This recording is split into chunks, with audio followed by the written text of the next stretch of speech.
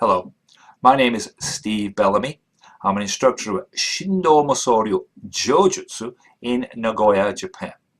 This videocast is part of an ongoing series of audio and videocasts, which I call Studycast. They are designed to help students of Shindo Masoryu and other related arts learn a little bit more about their art and also to learn a little bit more about the customs, traditions and rituals of Japan that directly affect the art that you are practicing. And today we're going to go on and talk about just one such thing. Let me ask you a question. In the art that you practice, whether it be judo or karate, whether it be a koryu art, whether it be a grappling or a fist fighting art, what particular thing that you do almost every time you go to the dojo, whether you're on your own, with a partner, with a group, with a teacher, what is it that you do every time? Probably if you're thinking karate, basic punch, or maybe if you're doing judo, break fall, but it's not. The one thing that you overwhelmingly do more than anything else, and you did it from day one, is you bow. You bow to the dojo when you arrive, you bow to the dojo when you leave, you bow to the front of the dojo, you bow to your teacher, you bow to your students, you bow to your partner, you bow before you begin something, you bow when you end something, you bow standing up, you bow sitting down. You do a lot of bowing in the martial arts, and probably you don't think about it twice. You do it and carry on. But you know what? There's a big, important, very, very serious reason for that. And it's not the one you probably have been told about. Most likely when you said, what am I bowing for? You've been told it's about respect. Respect for the dojo, respect for the weapons that you practice with, respect for your opponent. Well, let me tell you, I practiced a few of the martial arts in my life. And in those arts, I've learned a lot of different techniques. And I've had a few, shall we say, disagreements, difference of opinion with a few people. And I can tell you that respecting the person who's trying to knock my block off was, well, pretty low on my need for things that I needed to remember during that particular disagreement. Respect is not about the reason we bow. We bow for a very important point. Violence is something we're in all the time in the dojo. We're training to inflict violence. It's a very hard thing to come to terms with. Most normally, if we see some violence going on, whether it be involving us or involving other people, we run away. It's a natural reaction. But in the arts that we practice, we are systematically inuring ourselves against doing violence to another human person. It's a very, very difficult subject to come to grips with, to come to terms with. Bowing allows us to encapsulate it, to compartmentalize it, and it allows us to absolve ourselves from doing violence. We say to ourselves, we bow when we begin, we do the technique, whether it be a violent technique or perhaps just a block and a punch or something else like that, and we bow when we finish. We change out of our training wear, our uniform. Remember, uniform means the same as. We bow and we leave and we can put it to one side. We've done our training. We don't take with us the burden of having inflicted pain and suffering on another human being. It's a very, very important psychological point. Bowing allows us to absolve ourselves from doing violence to another person. So you can guess it's a very, very important and a very serious undertaking. You should always take time to do the right bow. And there is a right way and there is no wrong way. There's just one way to do it. And we have a video to show you doing that. We have what we like to think as a complete bowing guide.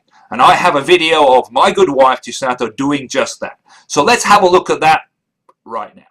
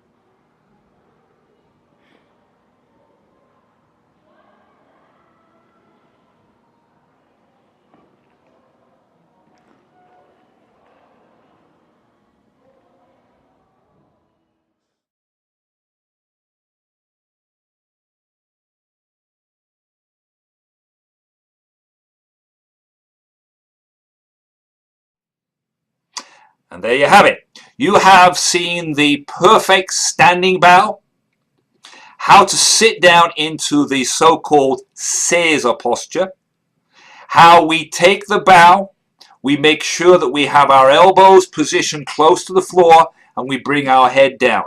When we stand up, we take our knees out, stand up. There are a couple of points you may not have seen in the video too clearly. There is a difference between what men do and women do with the position of the knees. There's just a little bit closer with the women. It's about 1/5 width. With men, it's 2/5 width apart. And also on the stand-up, and you did see this in the video, there is a distinct difference. When the woman is standing up, she leaves both of her tops of the feet on the floor. The man, on the other hand, turns his heel up and places his ball of his foot on the floor. Just a distinct little difference there that you might want to practice. So today we've talked about bowing, that thing you do almost every time, probably every time you go to the dojo, and probably you do it much more than you are probably aware of. And the reason, as I mentioned to you, it's not about respect. It's a nice easy answer to give, but the respect is to yourself. You practice a violent art. The bowing allows you to put it in one part of your mind that says, I'm practicing violence, but I'm doing it under a systematic, organized way. And that means I can compartmentalize it, put it to one side, and get on with the rest of my life. And I hope that was helpful to you. Once again, my name is Steve Bellamy. I'm an instructor of Shindo Mosoryu Jojutsu in Nagoya, Japan. I'm also a member of the Musokan, an authentic Japanese Iemoto concerned with preserving and teaching Shindo Mosoryu Jojutsu. Thank you very much. Bye-bye.